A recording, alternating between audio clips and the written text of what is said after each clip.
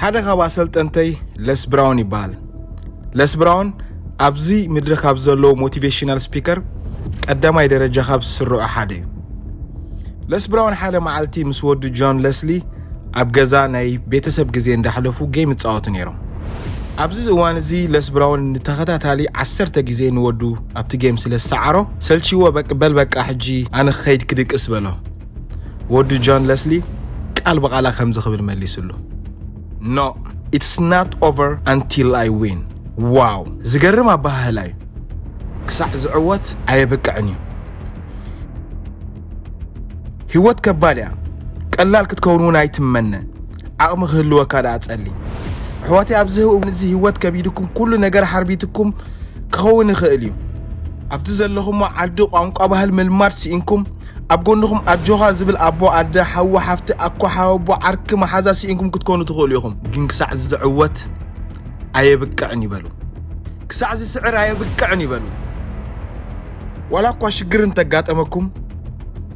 ኣብ ሓጎስኩም ኣብ ሓዘንኩም ኣብ ውድቀትኩም ኣጆኻ በርትዕ ኣብ ዓወትኩም ኣንበሳ ጅግና እናበለ ዘበረታትዕ ሰብ እንተሰኣንኩም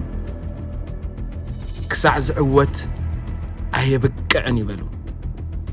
ክሳዕ ዝዕወት ኣይበቃዕን ይበሉ ነፍስ ወከፍ መዓልቲ ዝተፈላለዩ ነገራት ሒዛ ያትመጽ ነቲ ዘጋጥመካ ብጸጋ ተቀቢልካ ግጠሞ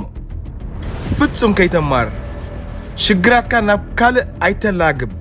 ወይ ድማ ህይወትካ ካልእ ሰብ መጺኡ ካዕርየልካ ከይትጽበ ናይ ነፍስኻ ሓላፍነት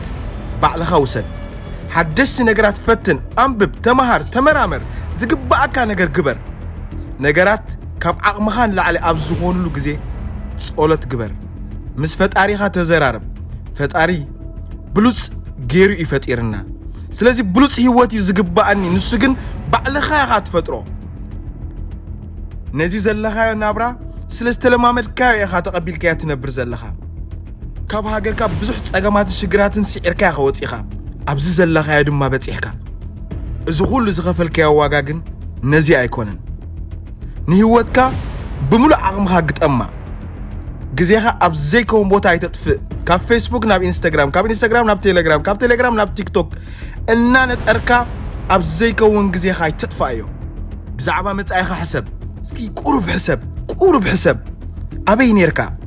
ኣበይ ከለኻ ናበይ ክትኸይድ ኣለኻ ህይወትካ ዓምን ለብዘበን ኣበይ ኣሎ እንድሕር ህይወትካ ናይ ዓምን ናይ ለብን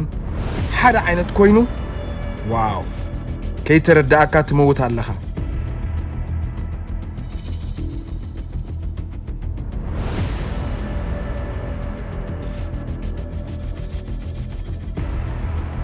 ግዜ ይጎይ ዘሎ